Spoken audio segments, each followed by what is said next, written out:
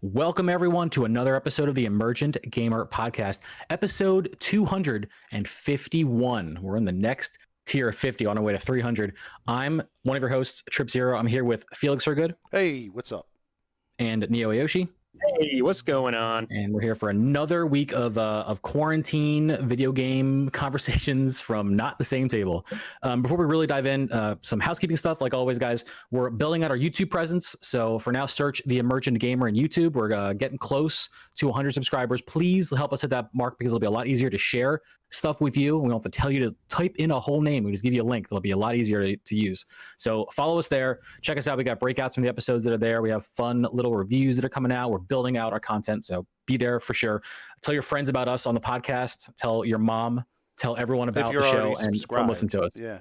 Yes. Please watch, you may, the recent spoiler cast that we did. Yeah. Me and Neo did an in-depth conversation of Final Fantasy VII Remake.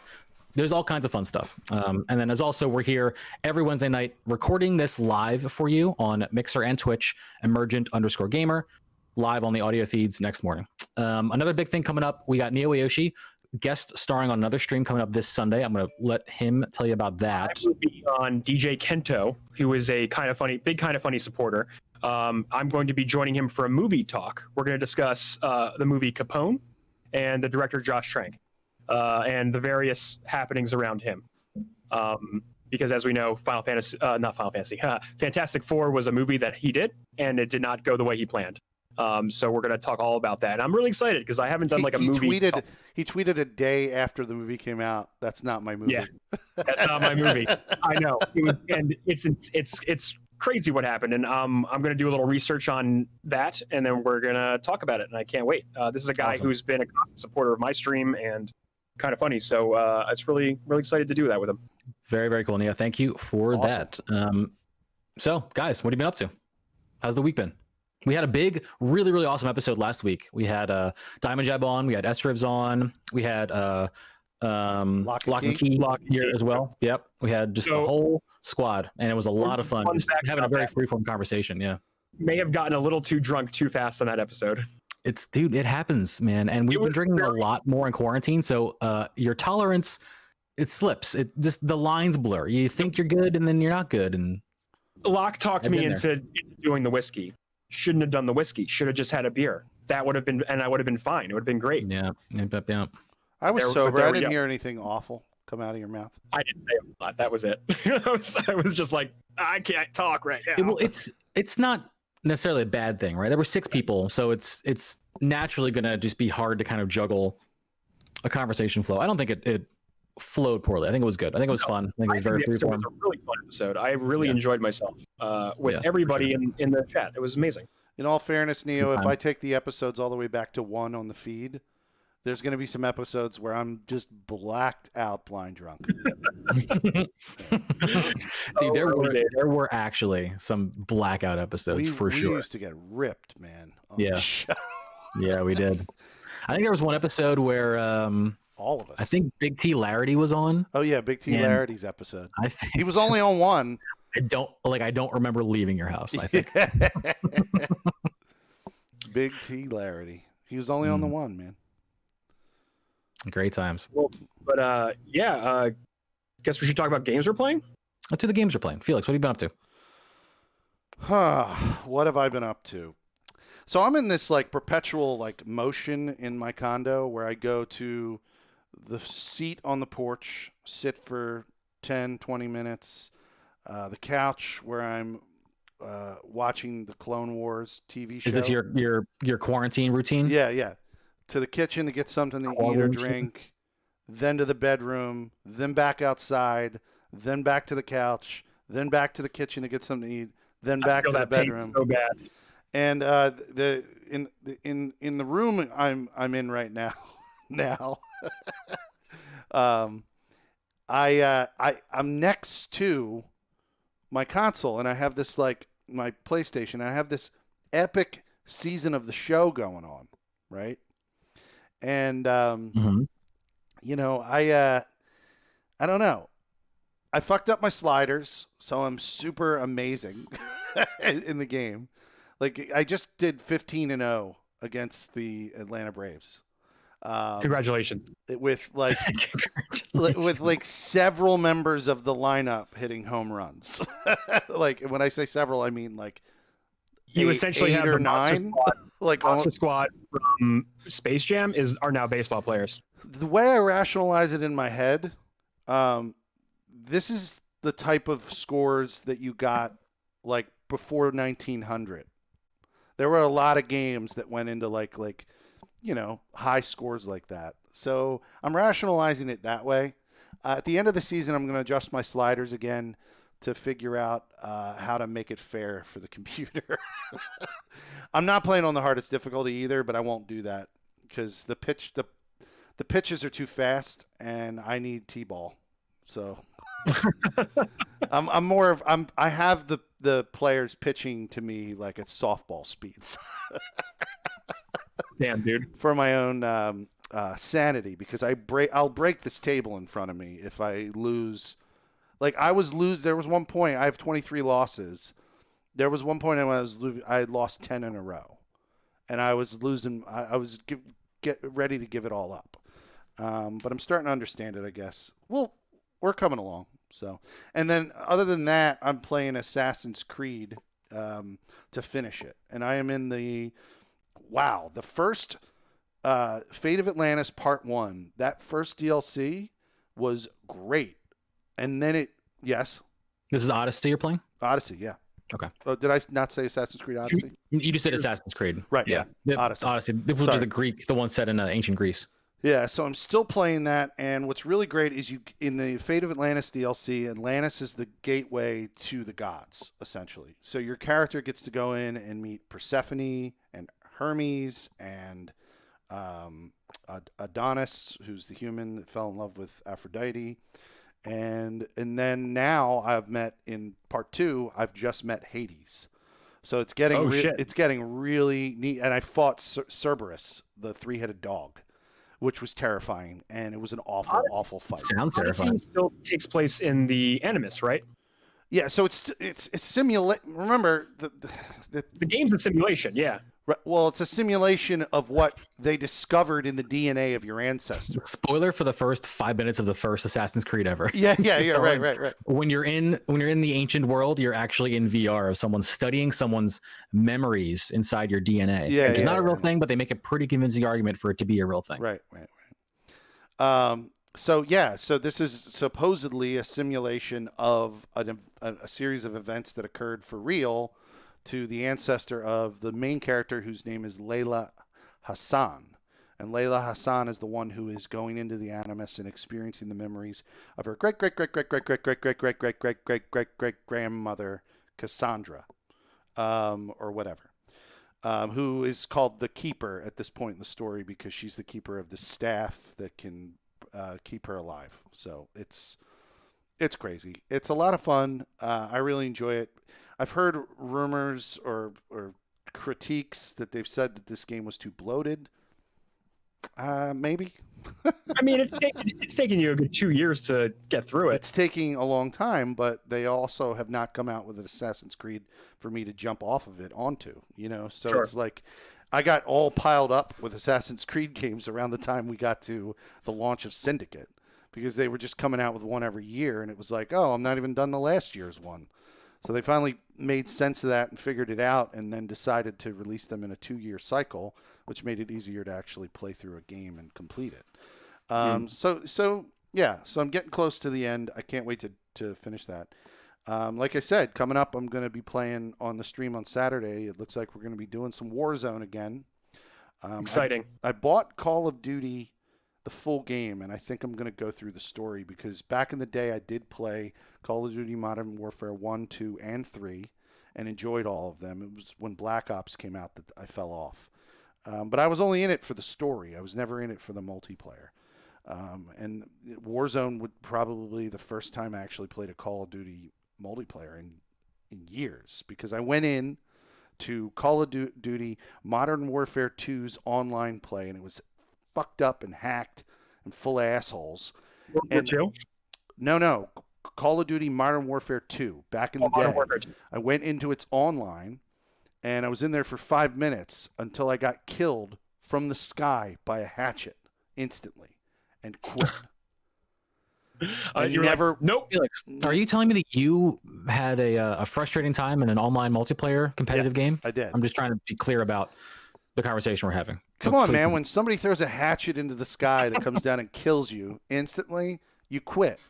There's no reason to maybe play. they got lucky. Maybe they've been practicing their hatchet trick shots. No, I had read online that there was a hack where somebody could make that happen to anyone. And that's when I was like, fuck this. This is full of cheaters. I'm never playing this again. Funny enough, Felix, I've actually, with Ezrivs, I've been playing a lot of Call of Duty World War II. I actually own the game on PS4. I got it for free. Oh, yeah. It's crap. Never opened it. Never touched it. And that was a game apparently she like started her gaming career on. That was one of the games that she started out on. So we unwrapped it and hopped into it. And there are moments where I'm killing it in the competitive multiplayer, like where I'm absolutely just decimating and running through this game. And then there are moments where I'll spawn and I explode. I'll spawn and explode, and then I'll get like a kill death of like 5 and 42 deaths. Like it's insane how like the games feel when they fluctuate. It's like a real that. yo-yo, huh? Yeah, it's insane. No, I'm not. I'm not saying that I don't want to die a lot in a multiplayer, but yeah, I kind of don't want to die in a multiplayer a lot. It doesn't feel great. I get it. Makes me feel bad. You have to want to play multiplayer in that game to pursue through like the phase where you're dying all the time because you don't know the maps, the weapons, the movement, the angles. And I know what you're talking about because I got there with Battlefield.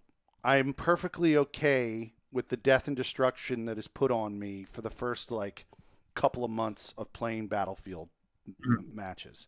And it happens. And in my head in that game, I'm perfectly okay. I say to myself, okay, you got to die this amount of times before you get better at it. And I have over time. I'm not great at Battlefield, but I got better at sniping and doing everything in that game. So I imagine it can can extend and also be an experience in Call of Duty. I just have to play it more. But no, I don't like cheaters. I don't fuck cheaters. Like if I sense that somebody's fucking cheating in a map, I will fucking bail, dude. I'll shut the fucking game off. Fuck you. It does ruin the experience. Yeah. In the news this week, actually, a lot of one thing that Call of Duty has been doing with Warzone is they added SMS authentication with all accounts that are required. So what that means is no one can just create free accounts constantly after they get banned when they cheat. So you have to have an authenticated account now, especially if you're a free-to-play player. I'm pretty sure I had to do that. I'm pretty sure. Or did they add it this week? It was added, yeah. There was I had it. I saw it in articles, but I didn't pull it for the probably. stories. But I might have logged in before that happened, so probably the next time I log in, it's going to prompt me with that. But. I'm assuming the answer to this is yes, but after you authenticate with a phone number, if that account that's tied to that number gets banned for cheating, I'm guessing the same number does not work for a new account to authenticate. Exactly. Okay, good. Indeed, that's a good way. Like, authenticate with a phone number, but then it's like you can buy because no one's watching these systems, you know. Yeah. Right. No, it's a good call, I think. But that's pretty much what I've been doing so far. I like I said, I put down Fallout. Occasionally I go in and I play with the people that I play with that on a regular basis. Usually in a nighttime thing, and I don't usually go live when I'm doing it because I'm waiting. Not that I think there's anything wrong with the game. In fact, Kyle, my mod, is like level 225 or some shit like that. Like he's having a great time with the game. He's mainlining Fallout into his veins. Nice. But like for some reason right now, I'm just kind of like, I just want to chill on it and just not play it for a little bit. I'm just putting it down. And I did read up on they had like a, what's it called? A Reddit AMA. I think they did a Reddit or a Twitter AMA where they went back and forth and answered questions. And there is their roadmap that's going to be announced soon has a lot of really cool stuff. I mean, they said that this July, I think they said July or summer. They might have said summer. Sometime over the summer, we're going to get loadouts for our perk cards. So that's happening over the summer.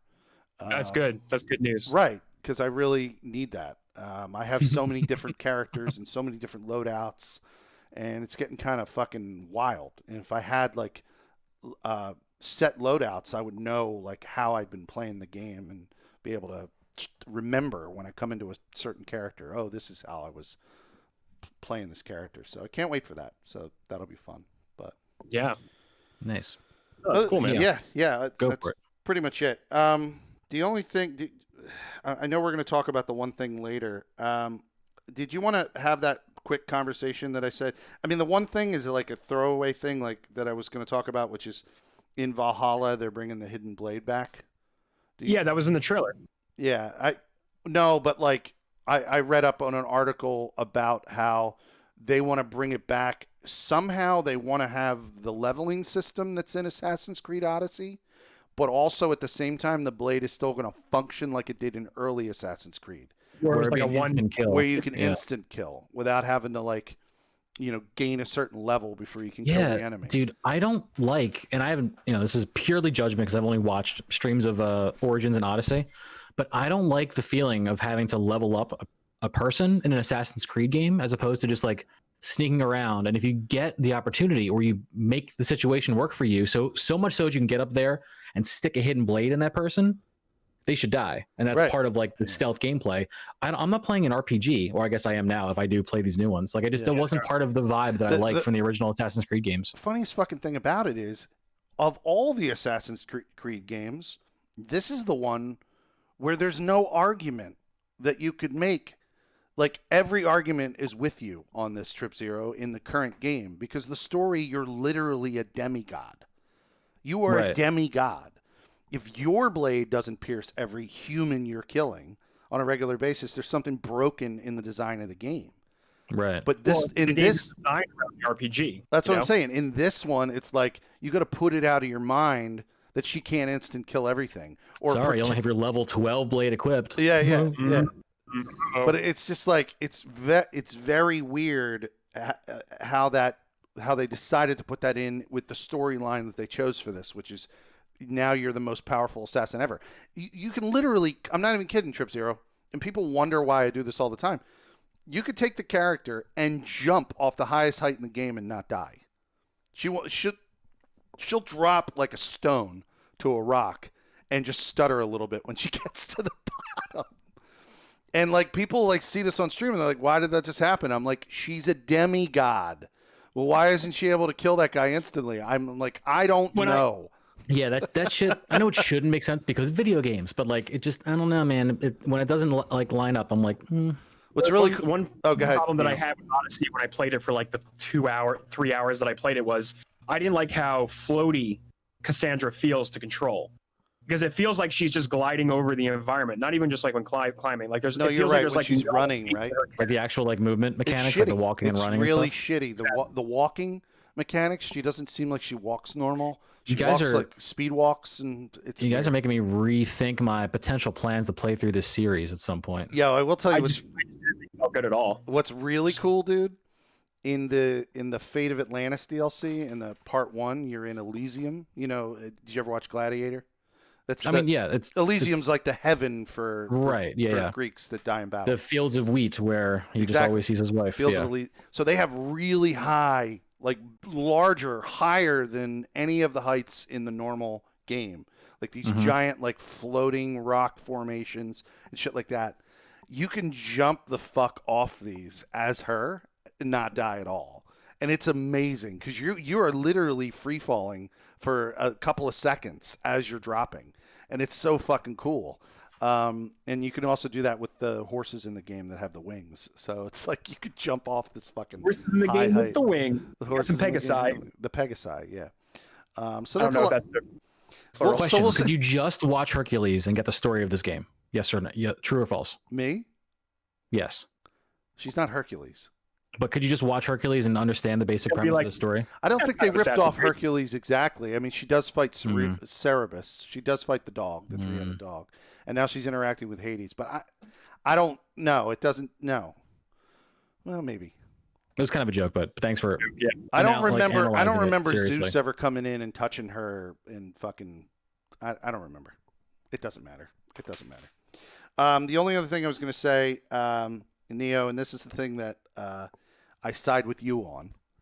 Let's hear it. I'm ready for Can't this one. fucking believe I can't fucking believe that the Aftermath DLC for Mortal Kombat, which is 3 fucking characters, and they haven't even said if there's story involved, right? 3 fucking characters. There is a story. Okay. There better be a Shang fucking story because there's a story involving Shang Tsung. okay, well it's 3 characters, right? And it's $40. Are you fucking kidding me? God. I'm like, wait, I'm gonna pull this up. I better discover that there's a full story as long as the fucking original story. That's all that matters to me. If there isn't, this is going to be fucking piece of shit. Because I don't get it for free. It's going to cost me 40 fucking bucks. And I bought the deluxe Mortal Kombat when it first came out. What, you don't want RoboCop? I do want those characters and I'm going to buy it, but it's fucked. It's How fucked. do they even make sense in that world? RoboCop's here. Your RoboCop's really cool. One thing I do like in the trailer, Terminator's already in the game. RoboCop Yeah, can go up I against remember. the Terminator. So I think it's really cool. Yeah, it's great, but They- I guess they're I not- shouldn't complain. There's Super Smash Brothers, which is every Right, Nintendo yeah. character just Now, fighting. I mean, so those I characters are shouldn't not a part of the lean story. into it too much. You're not gonna Right. you're not gonna play those characters when you go through these story missions at all in the game. So they it's not like they try and fit those into the narrative somehow. Those characters are ancillary characters that you use when you fight in Versus or whatever. But it will be cool to see the Terminator go up against RoboCop, and you see some of that in the trailer, which I thought All was right, really cool. So I got some details on what's Give me some included in it. deets because I didn't read that close. I just watched the trailer. So they're adding classic stages from Mortal Kombat 2 and 3, like a bunch of stages. They're adding the Wind God Fujin, Shokan, and Shiva, who have been absent. And they're adding a story, playable stories for each of them that explain their role and who they align with. Okay. And including that is RoboCop, who's the guest character. and Why not? RoboCop. I'll play it. Fuck it. I'll buy it. Whatever. Thank Of you, course, Neo. I mean, but yes, that is a lot of money for yeah. what they're, but you're gonna get it anyway. So what's the big deal? It's the best Mortal Kombat I've ever played. So fuck it. There you go. As long All as you're happy. That's what I tell people these days. I'm like, look, as long as you're happy, Yeah. that's all that matters. That's all that matters. How about you, Trip? Me? It's been a very, very slow week. I've been training at work, which means I'm not playing a lot of new games because I never know kind of like when I'm going to be needed. But the training is very, very low key, and I can kind of just figure out what I need to do without it. And it's work from home. So what I've been doing is just like building my Animal Crossing island because I took kind of a large break from that. I jumped in Animal Crossing. Finally bought turnips because I just hated dealing with them, but I'm like, whatever, fuck it, dude. I'm just gonna buy a bunch of turnips. I'll buy like 1,000,000 bells worth of turnips, and I'll spend my days on like Turnip Exchange trying to find islands to sell them at that have like a very, very, very high price for them, and just like hang out with the internet people, So I did that. I have a lot of money, and finally got KK Slider to my island. And KK Slider is like you win the game at that point. You get the tools to be able to like edit the island and change your terrain, and he comes and plays a song, and then everything is great. So that's been my You gaming week. upgrade your Nook's Cranny. Yes, I have was there a third upgrade? Second up. No, it's just one upgrade. I have the second upgrade. Yeah, I've had that for a while. That's cool. You got your turnips. The next thing is, I guess there's like you get a bunch of phone apps when you do things a lot. Like you'll get the catalog app on your phone. Did you get that one? Wait a minute. So you have to order from the ATM in Tom Nook's place. Yeah. You have to make 100 orders. So that requires you like holy shit, really? 100 orders. Whoa. You can only do 5 a day. Okay. So- I feel like I am there a lot because I'm always scooping the KK songs just because I like completing collections. But I guess I haven't hit 100 yet, so that's something else to work towards. Yeah. But also, so I could just leave it on my desk and not worry about the Joy-Con drift. I finally scooped a Nintendo Switch Pro controller that was on sale at Walmart. Very So nice. That's been kind of cool. I'm finally in that club. That's not the big controller. Did I you see, love. did you see what I have? It's not the pro one, but it's pretty cool. It's I have very the Pro. cool. I have the Pro. Oh, do you? Yeah, but Nice. I also have the Nice. Yeah. No, the Pro controller is one of like the best controllers I've used as of recently. It does feel really, really nice. Which has like rubber gripping on the back. Yeah, but No, it feels nice. It's like got a nice weight to it. It's well constructed. I don't think it's a must buy. A lot of people are going to call it must buys out there. I think it's a must buy if you play exclusively on your TV, but I still do like the handheld kind of vibe. So I'm not fully out on that, but this is a nice option to have for sure. And I do hear it makes Mario Kart easier. So I don't even know where mine went. also, when I go back to Breath of the Wild, I'm going to be playing on this. So just show you guys my favorite Switch controller, if that's okay with you. yeah, go for It's a Super Nintendo Oh, wow. YouTube controller.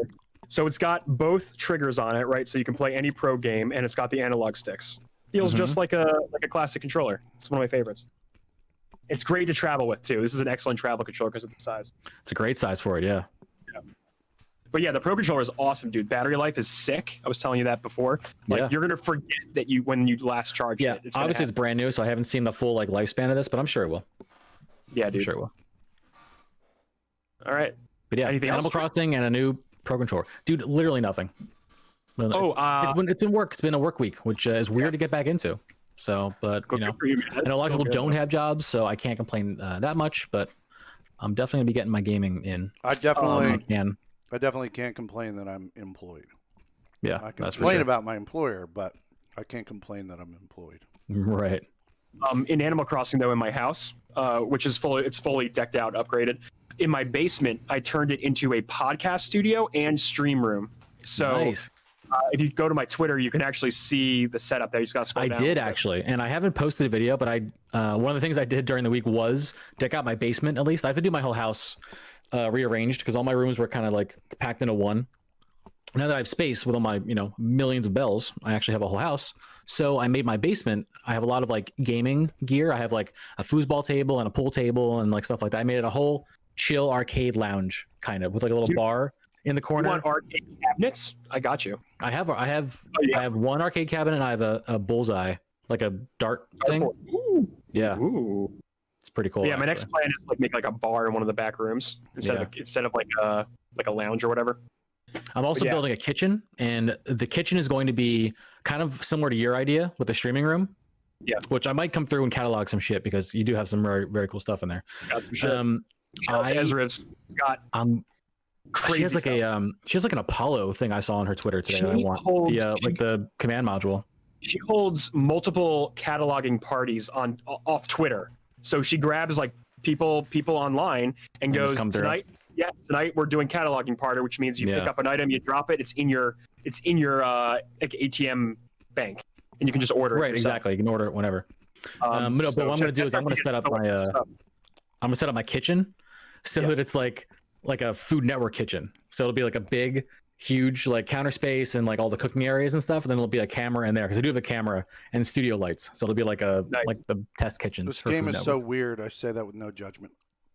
Dude, Gary Whitta is the writer of Rogue One, Star Wars, and other things.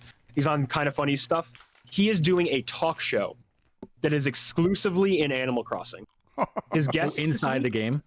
inside the game. He has built a talk show set, and his guests like this week are Danny Trejo, Elijah I Wood. saw him post with Animal Crossing. Obviously, Yeah. Elijah Wood we know is trying to get his turnip sold at a high price, so he's hitting up people on Twitter. Yeah, and then Alexandria Ocasio-Cortez this week tweeted about visiting people's islands, I saw and that. then people were like, "Gary Whitta, let's get you on. Let's She's get you on." definitely a gamer, man. She's young enough, definitely sure. young enough to Mhm. have the gaming bug.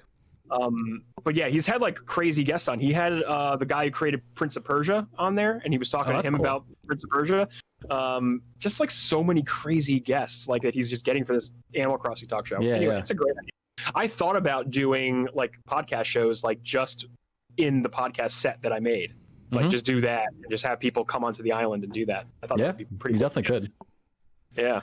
But that's in my week. Does that mean I have catching to up buy on that Animal game Crossing. to be in the podcast? You're not I think no. I think you would hate it, dude. And honestly, I am probably not going to play it for much longer than. What am I even playing for right now? the loop for me is I don't wearing know. thin at this point. Because at this point I might- I'm literally just doing chores. And Yeah, it's I annoying. might remodel my island if I have downtime because I haven't done that. I haven't shifted. Like everyone makes these cool neighborhoods and their islands look fucking great. Mine looks like trash and I have a million trees planted so I can make a lot of money. So I might clean it up, add paths, rearrange everything. But at that point, I'd probably be done. Honestly. So your island looks like a Central Florida property. Kind of, yeah. Garbage Yeah. everywhere. A lot of trees, a lot of You can craft swampland, actual garbage and then a lot like lay of garbage branches around. lying on the ground. Yeah. So, yeah. Oh my Well, god. well, anyway, Yeah, so go I've ahead. been playing two new games this week, excluding Call of Duty World War II multiplayer, which is Mhm. pretty much just Call of Duty World War. It's just multiplayer. The World War II setting though, really cool because I like the old guns. Right, you got the Garand, Right. which is like my favorite World War II weapon. Feels good in every video. Like a good video game that does the Garand right, that's good. You got to get that ping reload. Like I like talking about the ping because when you pop the magazine out, it goes ping, and it does a really Mhm. nice. Feels good. I think I'm talking about this before. That sound. Yeah, I brought up the Garand ping before, but yeah, it's a fun game. I've done like 2 or 3 nights of like multiplayer in that, playing lots of close quarters maps. They have one really cool map, which is it's a giant. I don't know what it's called, but it's a giant sandbox that you're playing in, like a literal park sandbox, and you play as little green army men. And in the background are like giant people walking around. It looks like you are a miniaturized person Oh, that's walking pretty around cool. a giant map. Unreal Tournament used to have, and Quake used to have maps like this back in the day, where you were like a tiny person in a giant space, and they would make this giant space around you. So I haven't seen that in over 20 years, and it's insane. I to saw see it that. recently, actually.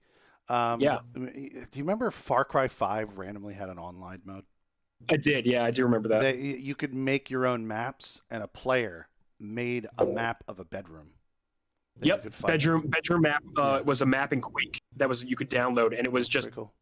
it was literally just like a giant bedroom that you played around in. But so yeah, I've been playing a lot of that. That's a game that Ezra's like made me get.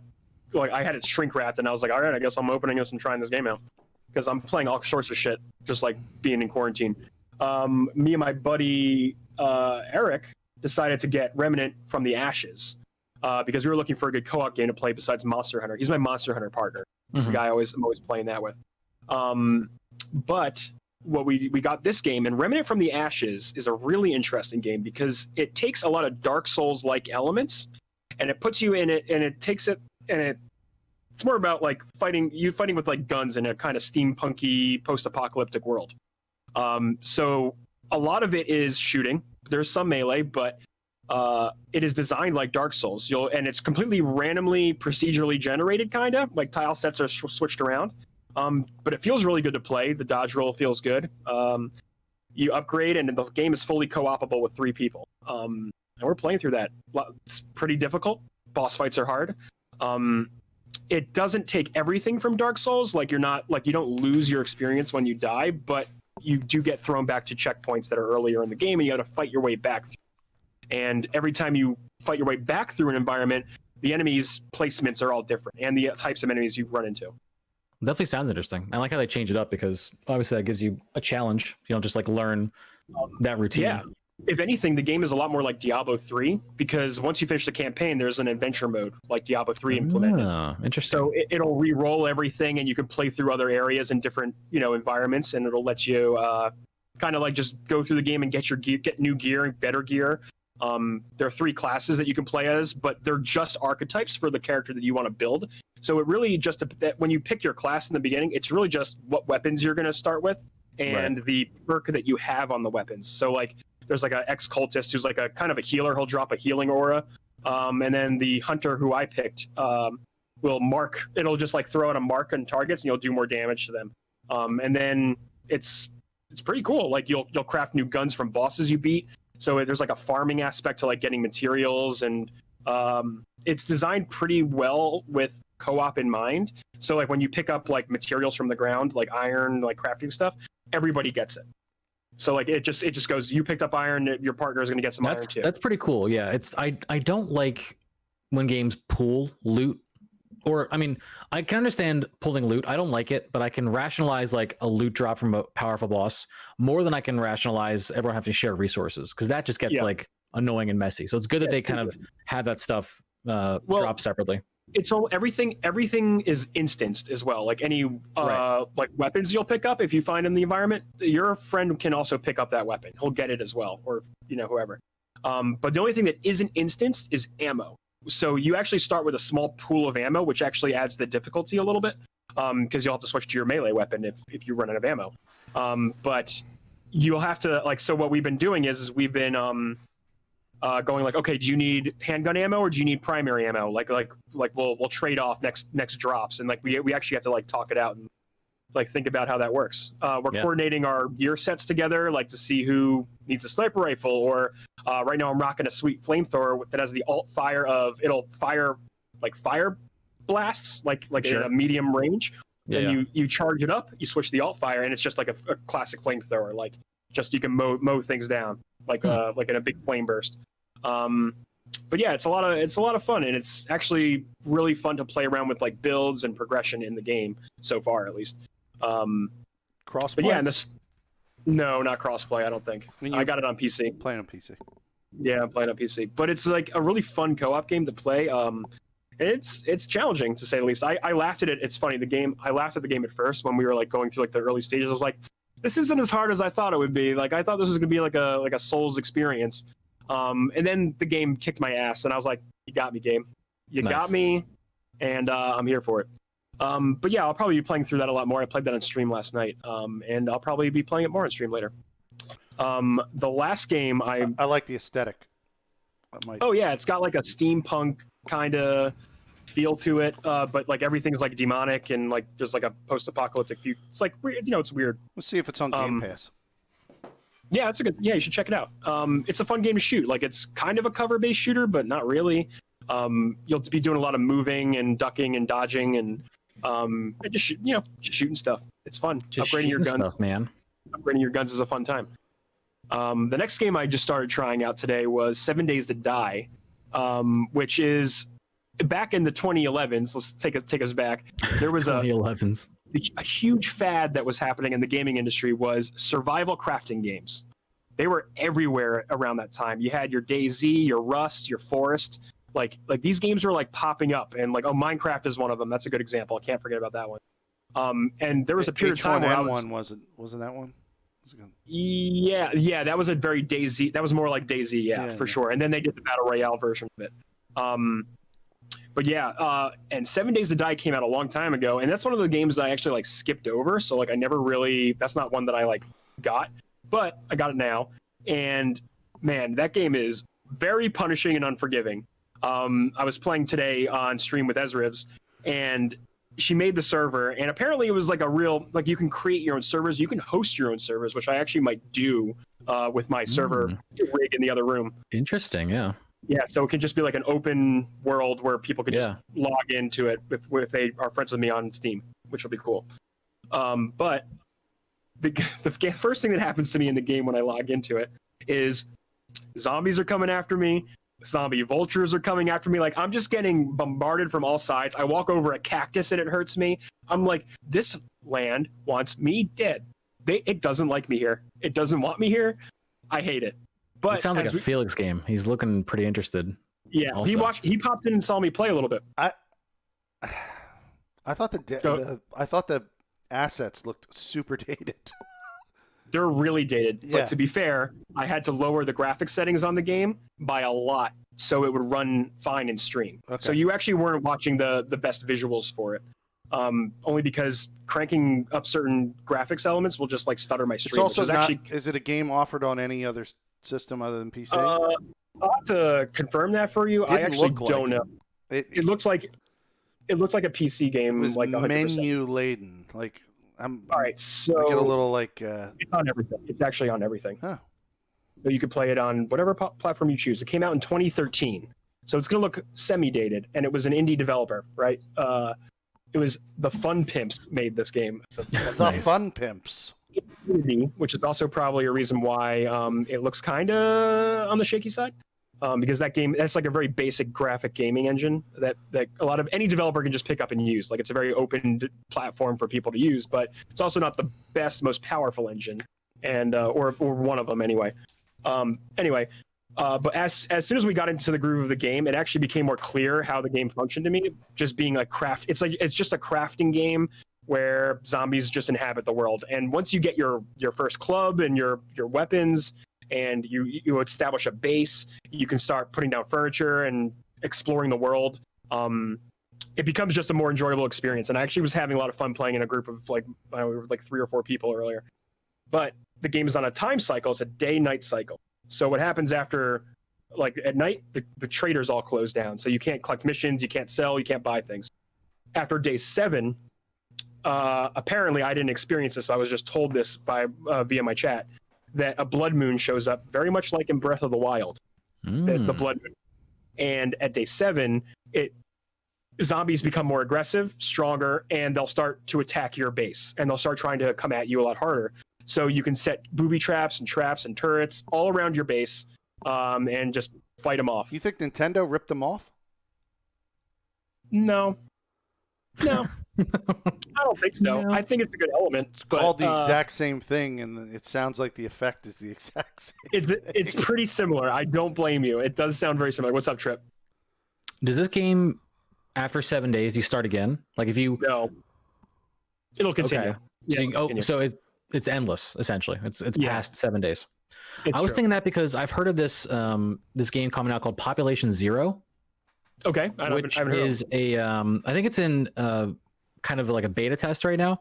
They describe themselves as a sci-fi survival exploration MMO, but it's a space game where you land on a planet. Of course, you know I fucking love space. You land Space on a guys. planet and you have to like survive for a certain amount of time, but then everything resets. What's it like- called again? Population Zero. I think it's in beta right now.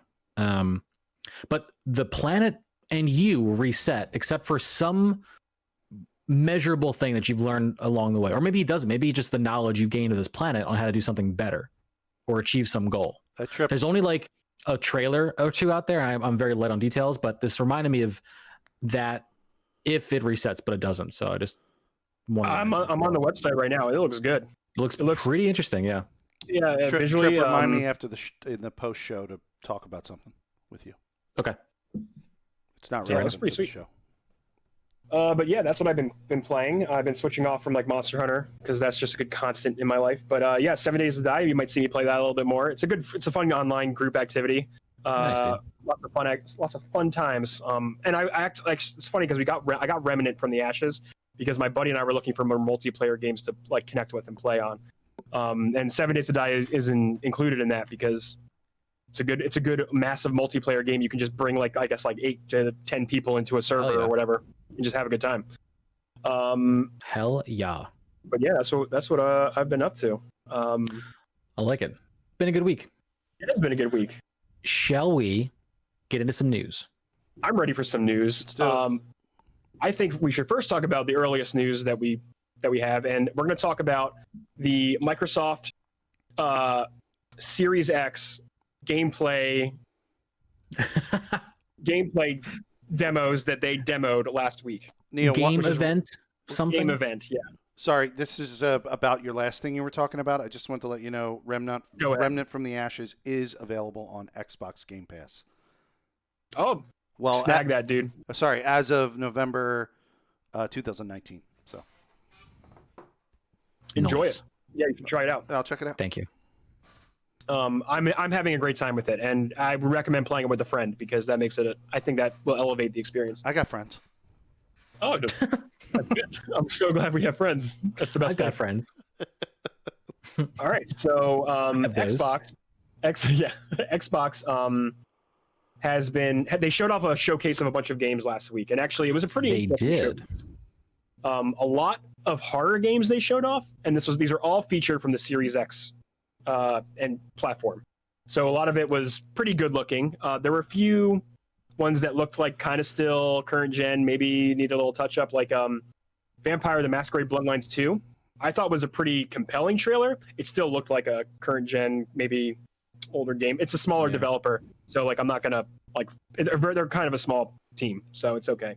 Yeah, not gonna knock Um, them too much. That's not like No, that IP though goes way back. That was a It fucking does. that was a goddamn tabletop role playing game that was on It- sale yes. when I was playing D&D. It was going stale. No, it was on Like- sale Oh, on sale. when I was playing Um, D&D. It was sitting in the rack next to D&D. Like your so- shirt right now. It says Dungeons and Dungeons Dragons. Shit. I fucking did product placement. Yeah. When I was playing D&D. D&D. Thanks for the check. Yeah, that this game They're is not. based off of that, Felix. It is based off that tabletop game. The first one came out, I Don't want to tell me say, that. early 2000s. Yeah. It might be up your alley because it is a very much a role-playing experience. It is the way the developers are describing If it. But it's similar to Pillars of Eternity, I'll probably like it. first-person game. It's in first person, I believe. Well, okay. Still doable. Think like Deus Ex or Dishonored. I like those. Well, I like Yeah. Dishonored. I never played Deus Ex, but But yeah, it was a pretty freaky trailer. It was I would suggest you go watch it because it had some it had some Silence of the Lamb moments, and for a second I actually thought it was a Silence of the Lamb game. No joke. Like there's some creepy moments like that. We got a new Yakuza game, which was Like a Dragon. I believe it's already out in Japan actually, this game. I talked to Andy about it briefly because he is our Yakuza expert. He said he played that game in Japanese, and now he can finally play it in English when it comes out. I'm just going to list some games. Dirt 5. They showed off. They showed Madden 2021. They had Dirt 5, Call of the Sea, which was I don't remember this one. Scarlet Nexus. This is a Namco Bandai jam. It's an anime beat 'em up slasher RPG. You know those. You know what it's Sure. you know what I'm talking about. You know what we're talking about. The Ascent: Second Extinction. Chorus is a Deep Silver game. And Scorn, which was a very freaky looking horror game, dude, like really creepy game looking. You should watch these trailers because they're crazy. The Medium, which takes place in Europe, it's like an Eastern European setting, but you play as a character who is communicating Dracula. with the other. No, you play as this woman. No. I'm just gonna start throwing out monsters in 3, 2, 1. Dracula, No, you play as like a woman who is in Frankenstein. communication with the other side or another dimension. the creature And from the Black Lagoon. Godzilla. and she God- meets yeah, that's the Dracula. one. I get it. Eastern Europe. Totally get it, dude. But no, it's a pretty creepy looking game. And the whole time in this conference, Xbox was building up to the reveal of Assassin's Creed gameplay. Yes. The whole time. They did it before in their marketing up and leading up into this. Go ahead. What's up, Trip? No. It's I'm not gonna stop you, but like, Yeah. I didn't read any of their terminology. Once they knew they weren't gonna be showing gameplay, World spoiler alert. gameplay premieres at how they were. That was the text. Like, Yeah, that's how Chiron they- on the screen would say that. What's well, even They worse is tweeted. in the marketing for this sure. is after Ubisoft already released this trailer, correct? They released it's a different trailer. Oh, It's is a different trailer? Oh, Yeah, at this point, the world had seen like the reveal. long form 5-minute trailer that came after the stream Right. of like the big battle on the field. And we're waiting for more. People are like, "Oh, we're going to see what it actually looks like in engine, not engine. this CGI video we saw." Correct. Of the battles. But Xbox was definitely being like, this is the world gameplay premiere of Assassin's Creed. And not only that, in this conference itself, with all these games I just listed, they said you will see first time gameplay on Xbox Series X, like the new Xbox. And I'm going to tell you right now, Might not be alive for the future. none of these games had live gameplay played. They were all trailers. They were all cut trailers, and most of them were cinematic. The only one I could kind of see gameplay of, Madden and Dirt. Those were like, because it's literally just the game is just racing. Right. Yeah. And Madden is literally football, which we know what that looks like. We know how Madden looks, right? Assassin's Creed might have been in engine, but the trailer itself had no gameplay. It was a cinematically cut trailer using in-engine footage, right? Like Yeah. it was cinematically cut. So, Felix, we know how you don't like these types of like cinematic trailers. You want to see how the game, what it's like playing it. I think a lot of people want that. Yeah. Dude, Yeah. just look at what Ed Boon is doing. What does Ed Boon do when he makes a Mortal Kombat trailer? He shows you. He shows you all the special moves and all the fatalities. I'll do you one better. I look at what Grand Theft Auto does, or like Rockstar does. They do voiceover. This is what you're going to be doing in the game, and this is how you'll do it. Cyberpunk, they showed a 40-minute demo of actual somebody playing the game. It was a tightened experience, Yeah. and it was It's like what me and Trip watched when we saw Watch Dogs 2 at. Remember when we saw Watch Dogs 2 at E3, Trip? Well, I was gonna say like the E3 time of the year is about a month away, right? It's not gonna happen this year, obviously, but like we're in the time of year where we get game reveals and gameplay reveals, and when E3 drops, that's when everyone loves to show off the real game. Like the year cycle goes like cinematic, oh shit, here's what it actually looks like and plays like and feels like. And that's a big job of E3 So I'm not to get people like surprised. hands on. I'm not surprised that Ubisoft and Microsoft only released a cinematic trailer. I'm It not either, happens but to I think me the every problem, year. Not either. yeah, the problem is just it sounded like they were hyping this up to be like They set expectations. the Yeah. gameplay reveal, which would be the first time we would have seen Xbox Series X gameplay, like for real in real time. Yeah. So that's what everyone was really excited about, like the next gen actual gameplay. Think Yeah. about how they revealed Watch Dogs to the world. That they revealed it. Do you remember how they revealed that to the world? Well, Yeah, how on a good the trailer looked? Yeah. supercomputer. Yeah, on the and not on a supercomputer. PS4. But the whole and yes, that's a whole other conversation about touching up your trailers to look like not the final product. That's a whole other Right. conversation. But the game that would literally featured somebody playing the game, like demoing what the game, the idea of what the game would be, right? Like it showed the character using the phone and setting traps off, and In their defense, Yeah. how it played or how I observed the person who was playing in their beautiful Watch Dogs trailer, that's how the game played. That's definitely how the More or game less. played. more or less. Yeah. But you know, like it was fucking clearly like super high resolution on some kind of like assets that are not in built the game PC anymore. Yeah. for the purpose of like showing it off to the public. Oh yeah, I only brought it up as an example of a gameplay demo trailer. Like that is a good example of seeing what the game is going to play like, right? So people got online and they were mad. They were like, what is this? These just look like they look like just games that could come out on PlayStation 4 and Xbox. Yeah, I mean, you have no idea. Like CGI is CGI. At that point, Right. might as well be a PS3 game. We have no idea. You can't tell. No idea.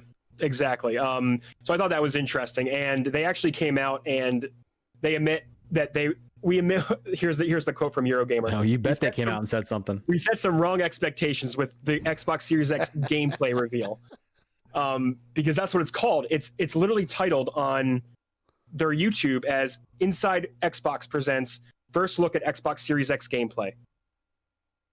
That's what it says right now, and it's even in the graphic and everything. It's insane.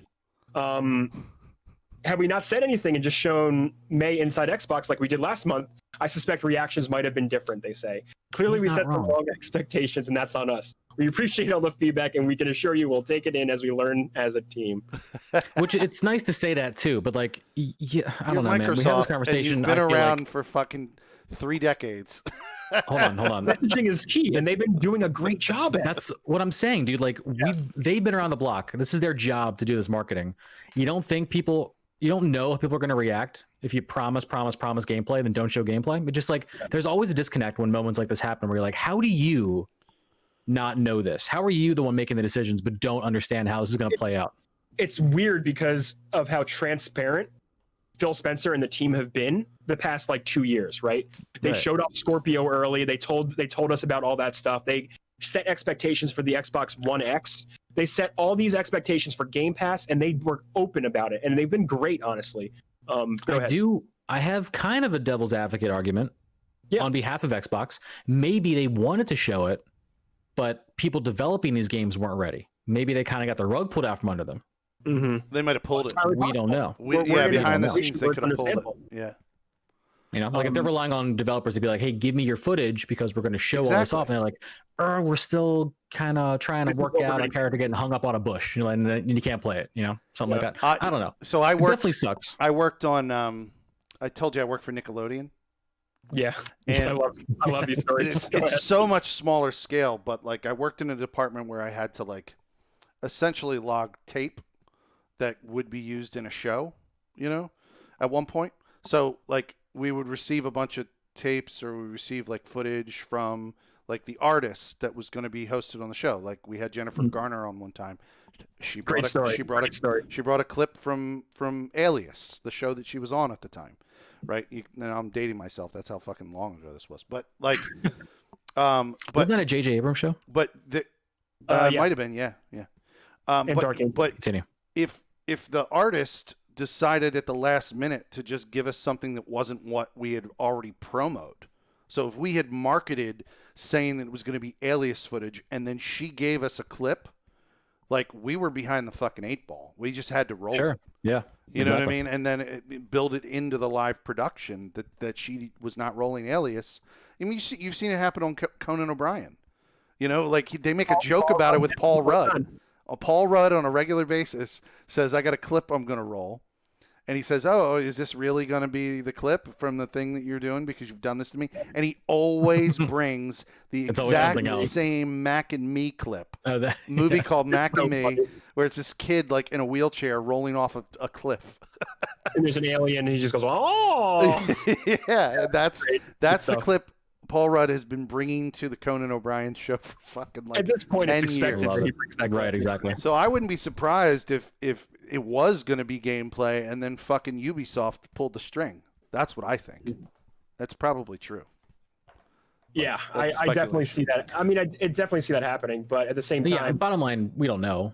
Nobody knows. But what they did say is we're going to see more over the summer. That I believe. Yeah. You know, regardless of whose fault it was, I'm sure we're gonna get more and more clips of how this is actually gonna look on the new consoles.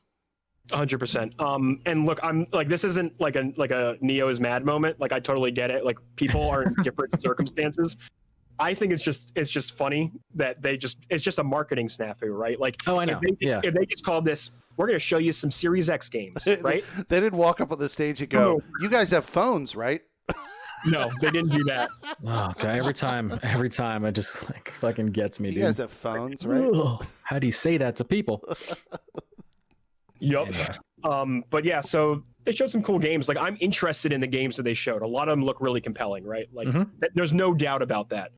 Nothing fully groundbreaking I saw, like even Assassin's Creed doesn't. But you know what? With new generations, I suspect we won't see anything groundbreaking until a few years in, and that's usually how that goes until the technology and the developers get the assets to use to Until probably make. They get their hands on 2022 and beyond.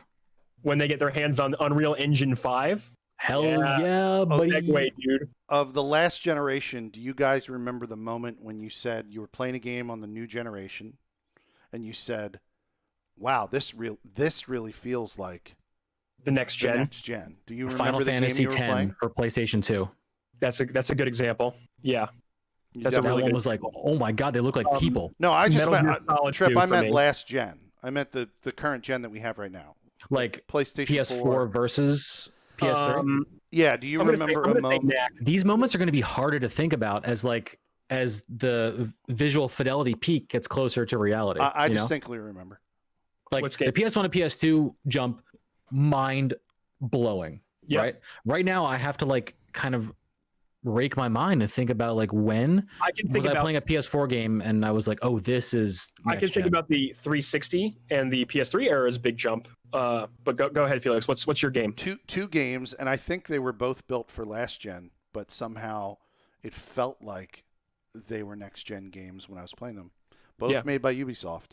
It was Watch Dogs when I was playing Yeah. Watch Dogs, and when I was playing Assassin's Creed Unity. And the reason for that, and remember, Assassin's Creed Unity, I didn't play until like a year and a half into its development, so it was piece of shit when it came out. But like by the time I got to it, it had been patched up and fixed, and everything was great. The thing that I realized made it feel more like next gen, and this could have been just a developer's choice as opposed to something to do with the processing of the machines. Both of those downtown areas felt alive, not empty, not like just streets of emptiness until I get to a set piece.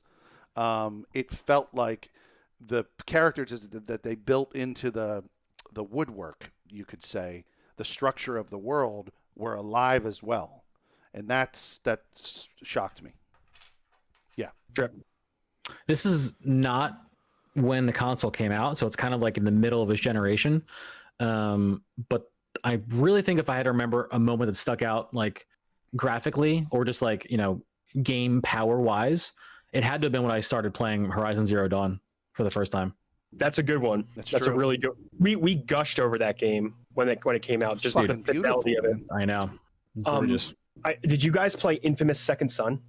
No, I haven't No, too. Didn't do that. So that is a really early gen game, and even Killzone Shadowfall, which was like a launch title, looked Mhm. phenomenal. But Infamous Second Son, it's Troy Baker is the star of that game. You guys know what he looks Oh, I like, didn't right? even know that. He's the star of this game, and you can see his facial expressions on the character. The visual effects that they use in his powers in the game, fantastic. One of the powers is literally called Neon, and it allows him to traverse buildings, like running up walls and stuff, and you leave neon streaks everywhere. And this game is particle effects were gorgeous. Like, that was one of the moments I was like, yes, this is a current gen new game, like a new next gen game. Particles. Particles. That's great. So I today, still have it. Yeah. It's down in I don't no longer have the shelf. It's down in the box. I think it's worth playing. I think it gets a little flack sometimes for not being as good as the first two, but Dude, I think it's a really good game. I think it's one of those fucking games that's still in the goddamn wrapper. I bet. Never even opened it. So today, Jeff Knightley of Keighley. Game Awards, Keighley. That's what God, I always read it like that. Jesus. I read it as Nightly every time I see it. That's what. Geoff Knightley. He hates Geoff it. He hates it. People do it all the time to him. Tells me every day, don't do that. Today he did his first presentation of Summer Games. What would he call it? Summer Games Showcase. Summer Games Showcase. Yeah. And it was Epic Games, makers of Fortnite and all these other crazy games over the year, like Gears. They did Gears. Everyone's favorite launcher for games on the PC. His favorite launcher. They showed off a tech demo featuring gameplay. This is a gameplay demo, tech demo, featuring PlayStation 5 footage, showcasing the Unreal 5 engine. And we've all watched it, right? Yes, I watched the full 9-minute video of this thing, and Unreal Engine 5 coming out is so massive for development with the things that they're introducing in this engine. It's going to change the lighting. It's going to change the way resolutions and textures are handled and scattered across hard drives. So you might see better compression for games, but better performance at the same time. Then they actually went into a whole detail about how everything was being processed and how they had light scattering on surfaces and particles and just interacting with the environment and how these things work together to create these beautiful landscapes. Yeah. It's the biggest benefit of this is how it handles these textures and the depth of resolution needed for this stuff, because they mentioned this in the video, and if people aren't kind of up on the lingo too much, it might be a little bit techie. So just to kind of break it down to kind of normal people terms, when you design a game, when someone designs a game and a character, an item, something in the game, there's a certain amount of pixels that make up that thing, right? Well, that thing has to be set in terms of how dense it is resolution wise, so that when the game goes to produce it, it knows how big to make it based on where your character is and where it belongs in the game. Is this something they're going to be looking at? Should it be detailed? Is the background going to be not as detailed? That stuff is all planned out and flagged in the code, so the game knows. One of the benefits of Unreal Engine 5 is that you don't need to set those graphical limitations. The game engine itself can scale all of this stuff to what your camera or your character needs to see at the moment. And they demonstrate this by using cinema quality photogrammetry of the rocks in this cave. These are 4 or 8K textures for these rocks and pebbles, stuff Massive. You would use for a Hollywood movie.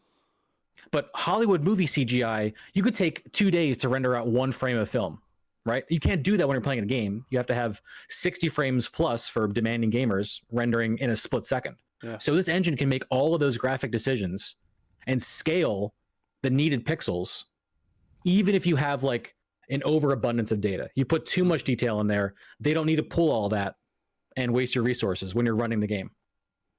It's fantastic. Yeah, It's really It's cool. absolutely massive. It creates this stunning product, this stunning looking. It's crazy.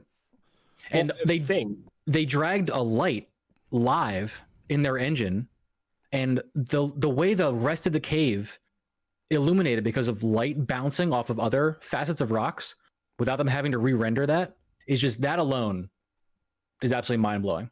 It's the kind of thing that's not going to attract a lot of attention from people that might just play games. They're going to see it almost subconsciously. They're going to say, oh wow, this looks so much more real. You know, I can't put my finger on it, but it looks so much more real and immersive. But it's the Uncanny Valley will be getting, it's so reaching wild. more that place, right? technologically. It's so cool. I nerd out over this shit, man. I love it. Well, when I was talking earlier about how the background of games like Assassin's Creed Unity and Watch Dogs felt more alive, what you're referring to is going to, like, that's going to be more improved when we come into an engine like this, because exactly what they were referring to was the effect that the light is going to have on background elements. And I'm sure even in a world that's not just pebbles, a world that's actually like background characters, it's going to be able to process more in the background as well. Yeah, absolutely. One game that pulls off that kind of sorcery, which still boggles my mind to this day, is Red Dead 2. Yeah. Because the elements of their lighting, what they pull off with different times of day and different weather effects, is absolutely baffling how they make it look like that, because it looks photorealistic in a way it's insane. But until you see like the characters' faces close up and you see the flaws in like the graphics and everything, that's when it kind of brings you back to like, oh, I'm playing a game. But there are some moments in that game where I forget that I'm not just like looking at this game landscape, and it's beautiful. Yeah. The crazy thing is that even in that game, you have to have like what are called bump maps attached to your character models. Like Arthur Morgan has a little, .txt in the file, not really, but like a little flag that says, hey, this is how the light should bounce off this pixel on this part of his face. Yep. In Unreal Engine 5, you don't have to make a bump map. You don't have to make these like texture maps. The game just figures out what they look like, and that's how the light bounces. It'll learn that this is skin. This is how it should look on skin. This is how it should look on rocks, hair. Fucking wild. Yeah. Yeah, it's cool. Too bad we probably won't see this for another 2 or 3 years in production. We're not going to see a game like with this for 5+, because they said it'll be ready for release with a couple, waves of demos and testing, I'm sure, ready for production at the end of 2021, which means developers get it in 2022 to start building with it. So if they're fast and they put out a solid product 2025, yeah, they'd have to be really fast on it for sure. Yeah, but that's honestly assuming nothing goes wrong for a 3-year dev time from scratch. But right. But obviously, like, this tech will make stuff in the future better, and then that'll be the baseline for like the next tech, and then soon we're just going to live in virtual reality and be fine. Yeah, absolutely. I just think it's cool. This is the kind of next stuff that makes next gen. It's these it's not just the graphical leap, but it's the technology behind these graphics that make games easier to make and better to experience like this. Yeah, this is really going to be the measurable next gen increase. Like, how much can your game handle? Like, how much can it simulate reality without impacting your game experience or the development experience? Because this stuff is not just benefiting the gamers. This stuff is going to benefit developers. Like, if you can just literally drop in a 16K like texture of what something should look like and spend 0 time optimizing that, you can do so much more in terms of developing actual characters and models and story. Like, whoever knows, your budget for your game shifts entirely to other things in the development sense. So like, that's the real cool leap in terms of technology we're getting in the future.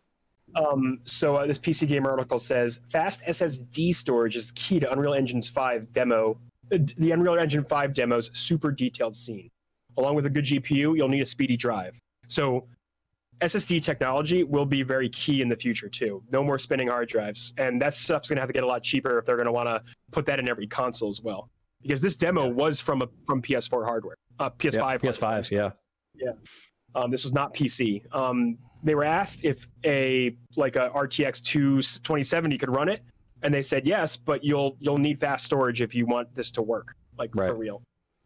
Go ahead, Felix. And then, of course, the dumb dick Felix watches a demo of footage, and the whole time, the only thing he's thinking of is, can I play this? What fucking game is that? It's not a game. It doesn't exist. Not a game. You don't think it exists? You don't think it's going to be something? It's unnamed female character explores a cave is the name of the game. It's the name of the demo. Yeah. Because it looked like Uncharted, bro. And I was like, Tomb Raider-ish, yeah. It was like a Tomb Raider Uncharted. Very Tomb Raider vibe, yeah. After they showed this demo off, they Jeff Keighley interviewed Tim Sweeney and some other Epic developers about the Unreal Engine, and one of the questions that was asked was, "Is this a game we can play?" And they were like, "Hard no, This is literally just showcasing the technology that we've developed. This is the tech showcase, and they've done this through every engine, right? You could Google Unreal Engine 1, 2, 3, 4 tech demos. They look like sick ass games that could come out, but they're literally just taking advantage of what they're trying to showcase to the public. That's why she could like walk into a room and then like light up the room with her hand and shit. Yeah, and then they move the light around. Look at so how you can see magical my light everything. is. Rocks will fall from the walls, and you'll see how that looks and flows on screen. Yeah, Dude, the sound was the wildest thing. Like sound design? the same like texture maps tell sound where to bounce.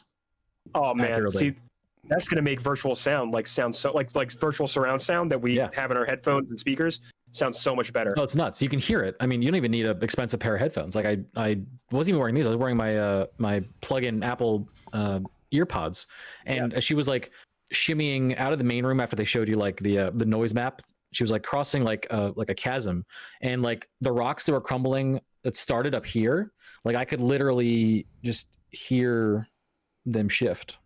Like, not that that's crazy technology to hear, you know, the location of sound, but like I'm sure if I had other actual headphones on that could process sound differently, you'd be able to hear like just the quality of sound echoing around itself, you know. I should rewatch. Sorry, I didn't mean to interrupt you. No, it's okay. Just finishing the sound echoing thought. Yeah.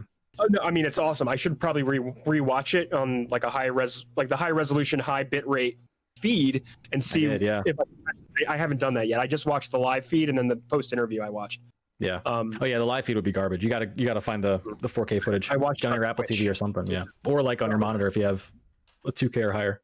I do. It's Yeah. spicy. Yeah, we're gonna have to do that. I'm gonna have to do that. But this is exciting because this is really the first time I see with my eyes what next gen looks like, right? Like, because they've been talking about it for like 2 years now.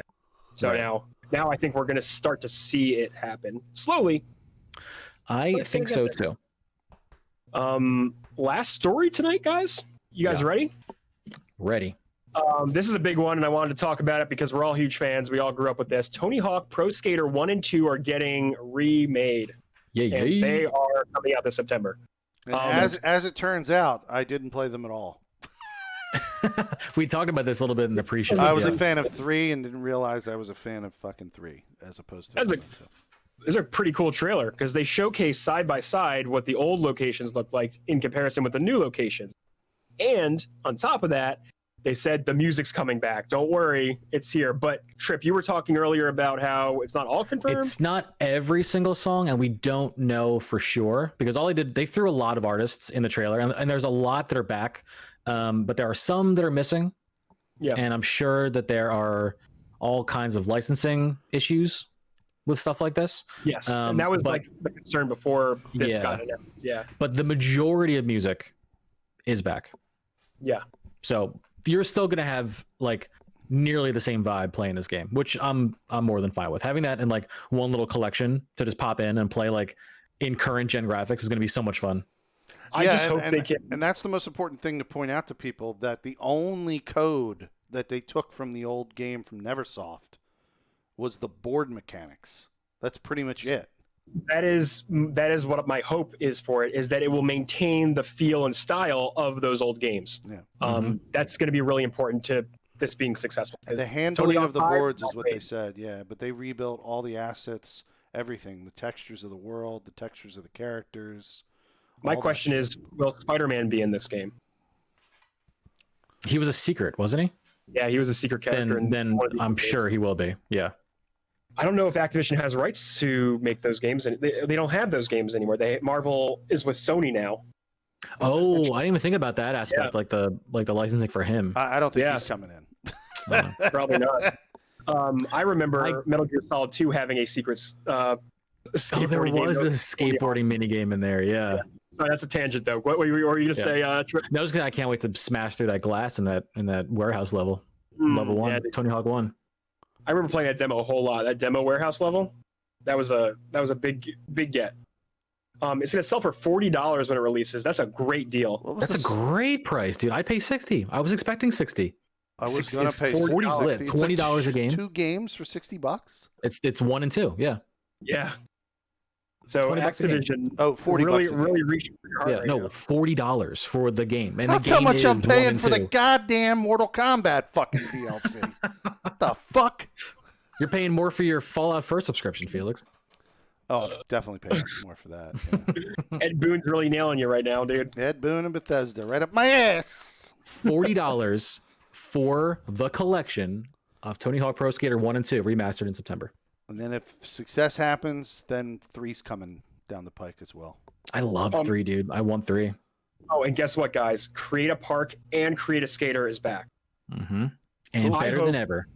I honestly hope there's a good way for other people to grab people's creations. Oh, Like, you I- know there's going to be. You know there's Because- going to be. That's going to add so much cool options and replayability to this game. A, because, it's 2020. And B, Yeah. it's not Nintendo. So they know people want to play online very easily together. So we're going to Thank get you. that.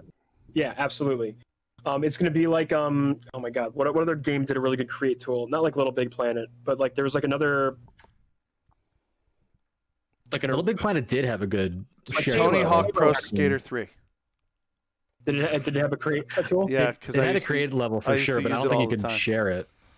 Halo, one of the Halo games had a really cool Forge mode that let you like build like arenas and stuff and game types. That was like really robust and versatile. Even Far Cry had one too. They had like a level creator, which was pretty sweet. Yeah, that is what we're excited about. That's all the news, I think, right? That's pretty much what I got for you guys this week. My last article I had was people are disappointed that Assassin's Creed Valhalla on the Series X will only run at 30 frames a second. Not a great conversation to have. I'm confused about it. That's why I posted You're there. wondering why this game is going to run at 30 frames per second? You're confused? On the Series X. Because it's being built for an earlier gen like every Assassin's Creed. That's a They're great not going to point. change it for the fucking crowd that bought their 5s. No, Yeah, why would they bother doing that? No. I'm not fucking surprised. I don't want to take this into a tangent-y place. Yeah, Well, it's not a tangent. It'd be part of the conversation, but I just mean this could be a whole nother like episode section discussion. But Yeah. I feel like developers are so much more focused on delivering 4K than they are about 60 frames. And I think the priority should be swapped. I think you need to develop for 60 frames bare minimum. And then if you got the headroom, bump the graphics up. No, like people want to feel like the game feels good to play, and they're not going to care that if they stand still, they can look across the entire, valley and watch that little pixel in the distance. As cool as the conversation we had about Unreal Engine 5 was, no one's playing a game at that speed, walking through a cave. And that's what I'm looking saying. at the dust fall down a cliff. I didn't say it. No Trip one's actually Zero, playing that way. but I had a thought process back when we were talking about that. Like when we were talking about the game trip, why this goes in with your line of thinking.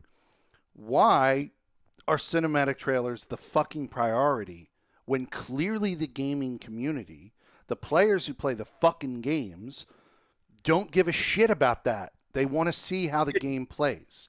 Why is it a priority of the developer? It's marketing, and it's purely for like TV commercials. Yeah. You need something to show the public, because no one's going to watch James from Q&A, like QA, just like play through a level and be like, "This is the game. I hope you guys enjoyed this. This is how we're gonna." Unless they're that's not how you sell a game. they probably have get it. expensive marketing firms that have proven that if you show something beautiful first, it draws people in, and then the gameplay second, they're apt to make the purchase or make the pre-order happen when they finally see it. It's definitely marketing, because I feel like people understand the allure of 4K more than the allure of 60 frames. Like if you're talking to the average consumer, not like the niche hardcore gaming community that would want 60, even the people who don't think they want it would probably want it because it'll feel better to them without them knowing it. They're going to respond better to 4K. They're going to hear, ooh, the people that just are casual gamers, the ones that have a giant TV, but still sit too far away from it to really benefit from 4K. Like they're going to buy this shit because they hear the word 4K, not because they hear 60 frames. They're buying So marketing TVs now people know because that. they hear 4K. Like and they want to use their It's the only Marketers reason know they're that. fucking buying TVs. The only reason Developers know that. they and that's buy why it's phones the is priority. because 5G is better than 4G. If the number is bigger, people like it. number But is they have bigger. to get why it's important. Yeah. Fuck why it's important. but by that logic, 60 is better than 30. for games. It is, Absolutely. but it's about what they can grasp, you know? Like, if a lot of people don't see a difference or think they don't see a difference because we haven't had that option up until this point, people are still responding to resolution. Yeah. You know? I'm 100% with you. Felix, when you play Call of Duty Warzone, Yeah. that game is running at 60 frames a second Oh, really? on console. Yeah, Yeah, on console. Cool. When you put that side by side with, like, let's say Fallout 76 on console, which is running at like 30 pretty much, do you notice a difference? I'm just curious. Oh, you're asking me that Yeah. question? I want to know if you like see or feel a difference of that. Come on, 'Cause bruh. I definitely Fuck can. no. All right, I'm just curious. I noticed that it was faster. If the game If- feels more It's fluid, faster. right? I'm just like, Yeah. there's so much more energy going along with it. I don't know if I like that. You guys love that. If your TV doesn't display 60 frames, you won't see it either. Right. Oh, I didn't think of that. Well, a 60 hertz TV should do it. I don't know. There's still I don't- some I signal don't know if shit I I'm have a sure it fucking could get si- fucked I don't up. know if I have a 60 hertz TV. Hmm, I know it's not 4K. It's 1080p. The TV. sure. I could tell you that. See, I don't know. Trip Zero. That'll be a fun experiment. Trip Figure Zero. out Felix's hardware. Did you Felix are good. Did you hear what I just said?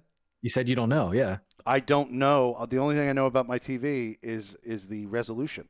I don't I know, know but- the frames per sec, the hertz, or I know. I don't know shit about. I that. know you don't. I know you have no fucking idea. That's why I said it'll be We a fun proved the experiment. point right We'll here. dive in. I am the average shitty consumer. You're that consumer. You're who they're marketing to. 1,000%. Yeah. Yep. I wanted to float the question because I wanted to see if it's something that you noticed specifically. No, I noticed it was faster. That's all I can tell you. I was moving That faster. might be enough. That might be Could enough. just be the game that's faster. Well, yeah, the game's running at It's a high intense frame rate. gameplay. People who aren't used to 60 frames in the movement of a game often say the first thing they notice is that it feels faster. So that's Dumb you people. could be feeling Dumb that. people say that too. Next time you sit down and play Call of Duty, I want you to really It feels just take it faster. in. I'm a Take it big in. dummy. I like to smell farts. just the relevance of trying to. Oh my god. Anyway, Anyway, let's end it. apparently it's not the 60 frame generation either. I've been Trip Zero. Thank you all for listening to episode 251. You guys can find me on my home on Mixer, mixer.com/trip0tv. But for now, you want to hang out with me on Twitter because I am currently up in the air about my work schedule with a new job. So once I find out, you'll know. So follow me on Twitter, same thing, trip0tv. And that's where you can find me, Felix. Yeah, this is Felix Hergood. Felix Hergood is all one word on Twitter, on Mixer, on Twitch. When I go live to both services at once, Mixer and Twitch. Right now, I'm pretty much pushing hard into Assassin's Creed Odyssey, and then occasionally MLB The Show. I'm also doing Mortal Kombat when that shit comes out. That'll be May 26th. We didn't mention that earlier. And then this weekend on Saturday, my next stream is going to be Call of Duty Warzone and maybe the regular game after Neo gets off. Hell yeah. Well, I only have Warzone. Got to remember that. I know you only have Warzone. The primary thing we're going to play is just Warzone. Oh, cool.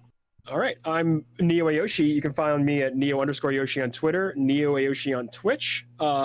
Playing a variety of games. I'm jumping between Valorant, Remnant from the Ashes, 7 Days to Die. I'm playing anything I can get my hands on because, I want to do a playthrough of Half-Life 2 as well because I finished Alex. I actually didn't talk about that last week, but it's a fucking great game. Bring it That up was next a great, week. Bring it up great next game. week. Oh, yeah, I will. Put I'll it do in the that. note tonight. Oh, that's good. Felix? That's smart. That's smart thinking, and I'm here for it. Yep. But yeah, that was a good time. So anyway, I'm probably gonna do Half-Life 2 playthrough again because just for fun, and I'm literally quarantined, so it's a good time to revisit that classic. Yup. Also, stay tuned for the podcast I'll be on. I'll talk about that next week. That movie podcast, my movie show that I'm gonna do. Love I don't watching a know. movie show. I don't know. It's just a discussion. You literally don't know the name of the podcast you're going to be on. I'm going to be on DJ Kento's channel. That's just what it's called. His name is DJ Kento, yeah. But he doesn't have a name for his podcast? No, he just wants to talk I'm about sure it. if you go there, you'll hear the name when it starts. Got So it. Cool. Let us know then. You got DJ it. Kento on Twitch. Cool. All right. We'll see you next time. See you guys next week. Catch you later. Later.